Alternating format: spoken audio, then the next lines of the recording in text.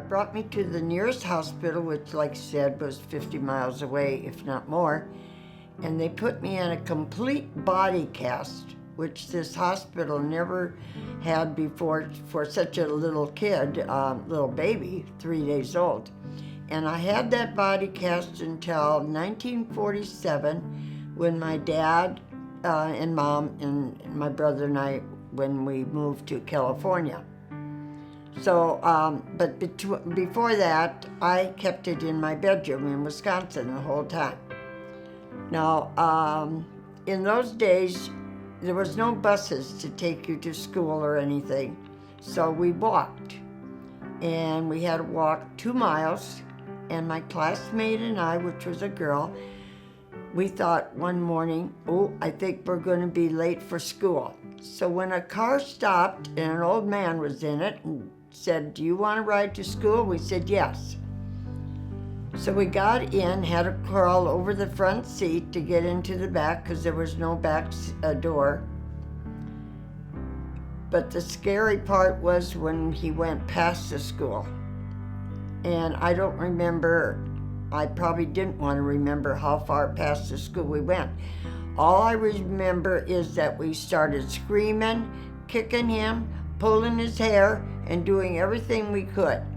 And finally he stopped and let us out, and then we went to school. And both of us never told anybody. We didn't tell our teacher, we didn't tell our parents, we didn't tell nobody. It was a very scary time. We lived on a farm that had no electricity, so I think my dad and mom were pretty poor. My dad would go out and look for jobs so he could have money, and he left my mom and I to do all the chores on the farm. Well, when you have a bunch of animals, there's a lot of different things to do, and my mom had a big garden. So cleaning the chicken coop and getting the eggs, I got chicken lice. And getting honey for my mom from the bee, I got stung. And when I cleaned the hog pen, the pigs, it just stunk. I smelled. So that was those days that we did that, and it wasn't easy to work on a farm like that, and especially when you're little and you're milking cows by hand. And I don't think I have to express myself with that. So then the day came and we moved to a farm that had electricity. And I remember my mom was so excited because we had water in the house, we had a bathroom in the house, and we had lights. We didn't have to carry around stuff, and an inside toilet. So in those days, you still have to do a lot of work on the farm, and we didn't have a tractor, so we had horses. We had 2 horses, Dan and Nellie. And at night, when they didn't have to work or do anything, the horses, I rode them. And I didn't have a saddle or nothing. I just pulled on their hair to turn them which way. Or 3rd and 4th grade, I think it was, I was the smartest in those grades. And I can really say it. Of course, I was the only one in those grades. That's why I was the smartest. The teacher taught 17 total, and she taught all the different grades, and we all were in one room. So that was a little bit hard for her, when I think I have a daughter that's a teacher, and she don't have to do that. The day came when my mom wasn't feeling good, and she was sick, and the doctor said, get out of Wisconsin, it's too cold, go to California.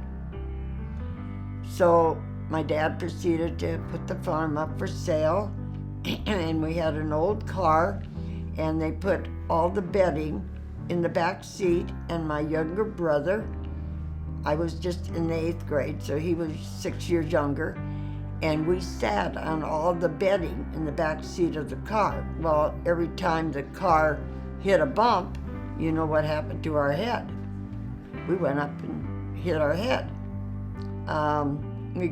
somebody told him the best way to get to California was Denver. Now, we had an old car. The trailer was old, they packed it, and that was old.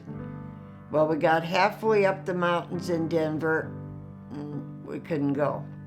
So we had to get a wrecker. And I still remember that clear, that my mom and dad and my younger brother and me had to stand in the back of the wrecker so that it wouldn't jump up and down as we were being pulled up the mountains. So then we get to California finally, to Artesia. And I was 3 weeks late starting high school. And when I got to the 12th grade, I had enough credits that I only had to go half a day. So there was other kids too that went on the bus, and the bus took us home. But before I got back home, there was a Christian home for the aged was being built in Artesia. And there was a good-looking young guy building that, and I would wave to him all the time. Well, he was my boyfriend, so I dared to do that.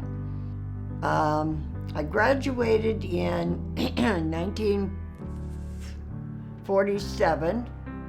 No, I came 1951. I graduated from high school. And my husband and I got engaged, and he was going to go overseas. He was trained to be a medic in the Army in the Korean War, and I wanted to get married. And he said no. He said, I don't want to, because of the fact that if I got you pregnant and I got killed, you'd be a widow with a baby, and that wouldn't be good. So I listened to him. In the meantime, while he was overseas for 2 years, I worked in the secret missile department in North American aviation. And that wasn't too cool, but I made pretty good money, and I worked 60-hour week. But I had to have a soldier watching me all the time while I was duplicating all the blueprints for the missiles so that I wouldn't steal them or do anything. And the ironic part about that is I have a granddaughter that lives in Montana, and she lives underground for 5 days working with the real missiles. So that's a little different. So then my husband was ready to come home, and so I quit my job so I could finish working and getting ready for our wedding, which we got married 2.5 weeks after he got home. And I wanted to have it real romantic like in the church, and so we put candles up and down the aisles, no protection around them, just the candle itself in a thing. And by the time the wedding was going to start, the candles were all like a U pointing down. It was so hot. We got married May 6th, and it was a hot day. The church had no air condition, no fan, and that was in those days, 1953. Well, we got married, and then we had to sit down in the front seat to listen to a sermon. That's just the way it was in those days. And then we went to the social hall afterwards, and we had to open up every one of our gifts and look at them and acknowledge aunt and uncle and grandma and grandpa, all the presents. And I think I got back in my mom's house, we did then, about 11:30 at night.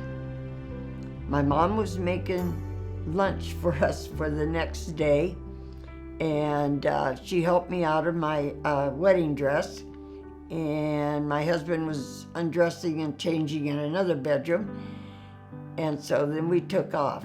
And then we went to, I didn't even think about this part, Yosemite, I think, for our honeymoon. And I've got a picture of me feeding a bear standing with his back feet and taking a piece of bread out of my hand with his paw. And I'm thinking later, that could have been dangerous. He could have hit me across the face or something, but he took the bread out of my hand. And then there was another, he could hardly walk. And I knew the asthma was coming back again, like he had when he was young. And I called his dad, and I remember distinctly his dad coming in the house, and they're going to the back bedroom, and I don't know how long they were in there, but anyway, then his dad came out, went home, and my husband said to me, I made a promise to the Lord that if I do anything he wanted me to do, I would do. And so that meant whatever. And so I said, well, okay.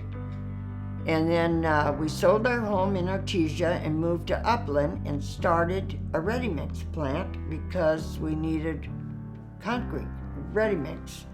And so we thought we'd start our own. And so we built it on Mission Boulevard in Ontario, and we called it Mission Boulevard. Mission Ready-Mix. And then I worked in the office, and I had a friend of my mom to take care of the children that weren't in school yet. And so I don't know how many years that was. And then we went to Chino Valley Reformed Church. And the elders would say to my husband, you should be a minister because you know so much and you're so good with people. And my husband said, well, I dropped out of high school in the sophomore year because of my asthma. I can't be a minister. And so that went on, and he'd come to me and tell me, and I said, nope, I don't want to be a minister's wife. There's nothing wrong with minister's wives, but I didn't want to be one. So that went on for a while. I think it went on for about 4 or 5 years. Of course, we had another couple kids beside that. And then, one day I'm sitting there sewing, because all the girls in those days going to school had to wear dresses. They couldn't wear pants. And I loved to sew. So I sewed. And one day sorry, this is what gets me. One day I'm sitting there sewing, and I heard God's voice saying real loud, Margie, what are you doing to your husband? I'll never forget that. And I'm still sitting there in shock in my sewing room, and the door opens up, and my best friend, Carol Koopman, came in. And she said, Margie, I don't know why I'm here, but I just felt you needed me. And so God speaks to people in different ways, sometimes audibly, sometimes, in your heart feeling. So anyway, after crying together and stuff and talking, pretty soon she leaves, and my husband came home, and I said, I'm ready to go. And he thought I meant to go to the hospital. And I said, no, I'm ready to go in the ministry with you. And we cried together. I'm sorry, I'm crying. We cried together, and then he went to our minister, and he talked to him and told him. And then we told both of our parents what we were going to do. And then within 1 month from that day, my husband was in school for the next 7 years. And he started to go to college in Upland because we were living in Ontario, and that was the closest. And it wasn't a big college, but anyway, he got through to his junior year, and then we thought we better go back to Holland, Michigan to look for a home because we were going to come there and go to seminary, and we had large family already. And so we got a babysitter, and we took off, and we had told our folks that halfway to Holland, Michigan, there was a retreat center, a Christian retreat center. And so we said, we're going to stop there over Sunday. And so we slept in the station wagon, we ate off the back end of the station wagon, food. And so we got there, and it was a Sunday morning, and we're making food in the back of our car, and a guy came up and said, "Hey, there's a phone call that came through for you." And we immediately thought something was wrong with our children because we had left them at home with a babysitter. So we went to the phone and found out it was our minister, and he called us to say that the Upland College folded up. It quit. They ran out of money. So there Ed was. He had to do his senior year in college yet. And so, oh man, we didn't know what to do. But we went on to Holland, Michigan, and checked around at homes and checked the seminary and stuff. And, you know, it just, I don't know, it just wasn't working out with the seminary then to go there yet. And so we thought, okay, we got to finish. And so we went back home, and our minister in the meantime found a college for Ed to finish his senior year. And that happened to be a college where two of my grandchildren this week are graduating from. So anyway, he went there, but because you change colleges, they don't accept all the credits from other. So they said, okay, half of you graduate, and then half of this summer you gotta go yet. Well, that was okay, but they were doing something from seminary that year. They were doing a Hebrew or Greek class that they never did before. So they were doing an 8-week class in the summer to kind of show the kids what to do, or the kids, I mean, the men, how it was going to be when they got in seminary. Well, the day that my husband got out of college, I was done helping a moving guy, stack our furniture in a van. And so my husband's sister, something, they were going to move us out, and they were going to drive it. And so we had the trailer house with our children to go in. So we took off. We said goodbye to the folks on both sides, and then we took off. And then on Sunday, I don't know what state we were in, but then we pulled up by a park, and we parked there over Sunday and let the kids play and let my husband rest, and then we took off again. And then we got to Holland, Michigan, and in the meantime, what I forgot is our minister in California, the minister's wife's parents sold us their home in Holland because they wanted a smaller home. And so we told them that they could live there as long as they want, till we came. So anyway, we had a home, but of course it was empty when we came because our furniture wasn't there yet. So for 2 days we lived in our trailer house on the lot with an empty house there. And then they finally came, and then we were unloading, and my sister-in-law looked at me and she said, "Margie, you're pregnant again, aren't you?" And I said, "How do you know?" She said, "'Cause you're not lifting anything heavy." So I remember that distinctly. So anyway, then my sister-in-law and brother, they left. We gave them a plane ticket to go home, and they left, and my husband started seminary. Well, seminary was a little bit rough because of that Greek or Hebrew class that he missed half of it.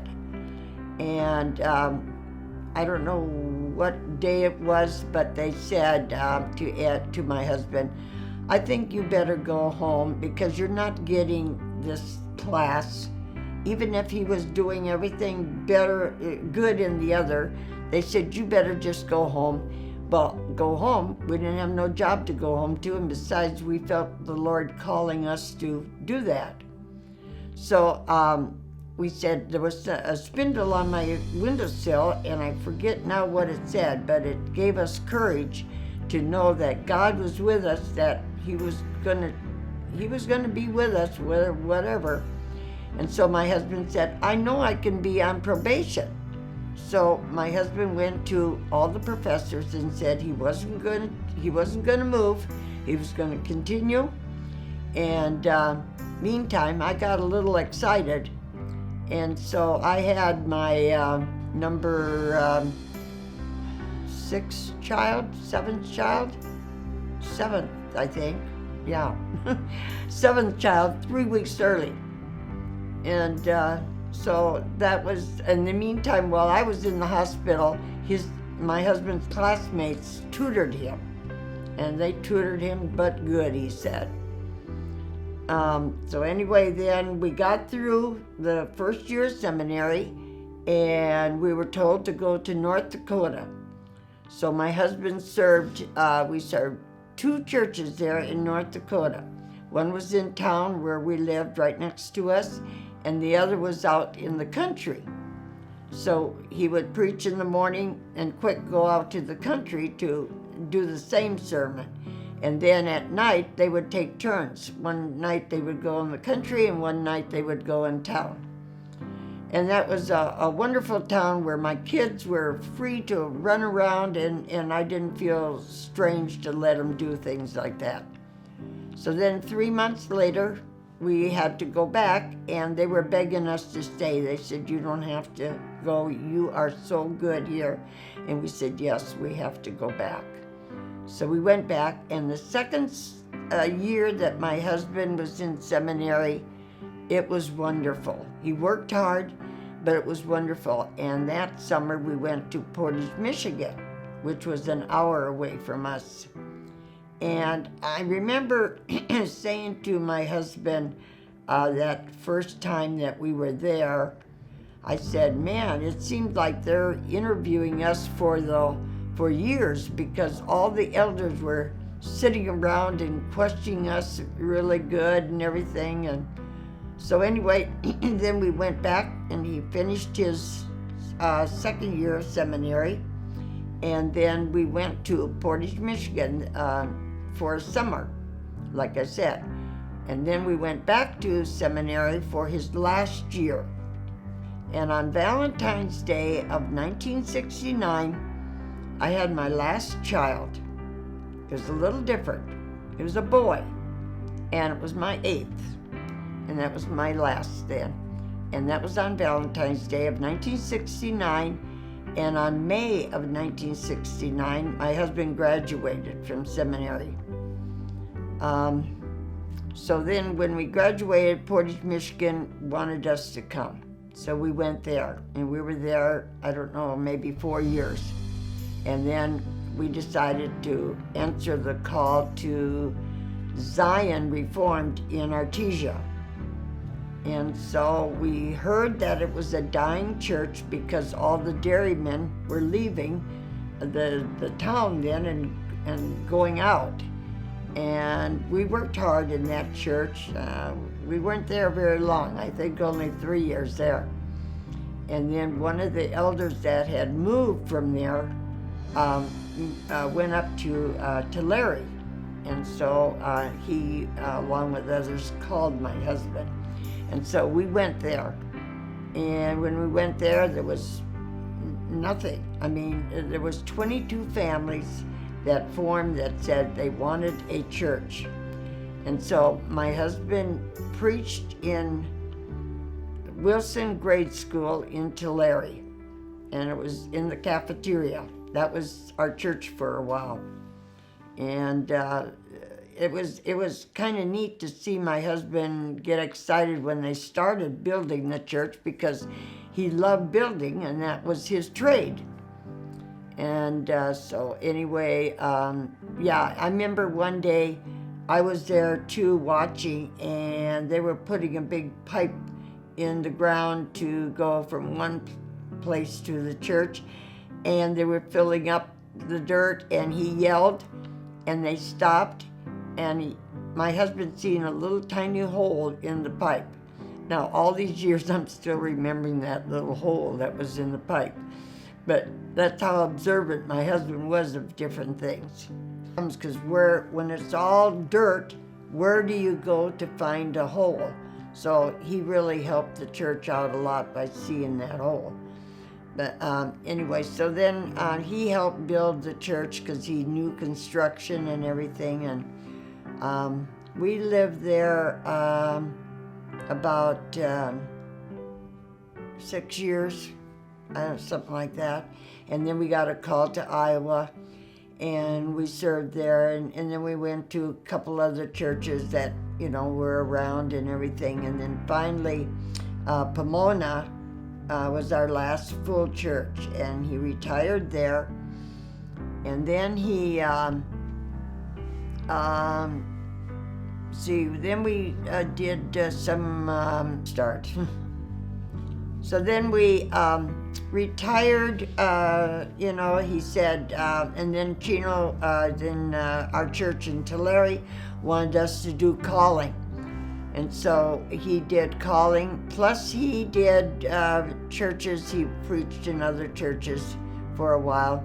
And then we decided we wanted to full-time retire, so we moved up to the mountains, which both of us love mountains.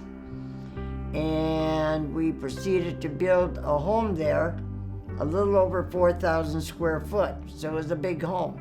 But we wanted to have it for our children so they could use it for their vacations and everything else, and that's what we did. And there was a lake 10 miles away that they could go boating on, and so that was perfect. And so then on Sundays we didn't go to church because we had a minister in our home, and we'd all sit around in the living room, and some hung over the balcony. I'm not going to say who. And then we just had a good time of worshiping together and being in our own home. The time came when the church in Chowchilla, and the guy's name was Jack Fry, and he gave us a call, and he said, "You don't know me, but my church is folding up. We're a Presbyterian church, and we were the first church in Chowchilla, and it's going under. But we would like to have you come and preach just until it did go under." And so we went there, and of course, I don't want to brag, but being my husband was so good, it didn't go under. It started growing. And after 6 months of us doing part-time worshiping there, visiting the people that were there yet, and visiting the new people that were coming in, it grew, and we got a full-time minister so that my husband and I could go back and retire again. Well, then Tulare Church, again, wanted us to go calling for them. So we'd come down and stay with, we had 4 of our children that lived in that area. So we'd stay by their home over the weekend, and we'd go visit the people on Mondays and sometimes Tuesdays, and then go back home to Tulare, to the mountains. Well, so the parking lot that's now there from the office, that wasn't there when we moved there, that was our garden, and my husband had a good time tending the garden and everything. So we were there about maybe 10 years or so, and my husband, we were calling one night on the people somewheres around there, and I noticed my husband wasn't walking too good, but I knew he had sore feet, so I just chalked it up to that he had sore feet. And that was on a Friday afternoon. And then Sunday morning at about 2 o'clock, I woke up to a whisper that said 911. I ran down the hall and looked in my husband's bathroom, and he was sitting on the toilet with the toilet lid down, and he had his head on the counter, and he couldn't even talk. He just looked at me. And so I called the ambulance, and he went to the hospital, and he came home after 2 weeks on hospice, and then he's up in heaven now, having a glorious time up there. I miss him terribly, but one day I'm listening to my books for the blind, and it said, a gift from your heavenly angels today will be like a hug from God. Now, doesn't everybody want to hear that every morning? A gift from your heavenly angels today will be like a hug from God. That was early in the morning when I was listening to my devotions. And in the afternoon, I'm sitting, and all of a sudden, across, under the TV, sitting on a chair, was my husband. He was dressed like he was going to dress for preaching. He smiled so beautiful. I remember those teeth, and he didn't have good teeth. And these teeth were white and shiny. I'll never forget it.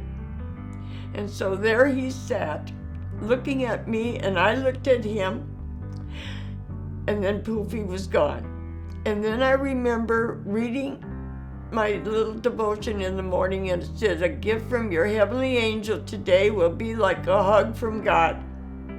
And believe me, that was a hug from God. Amen.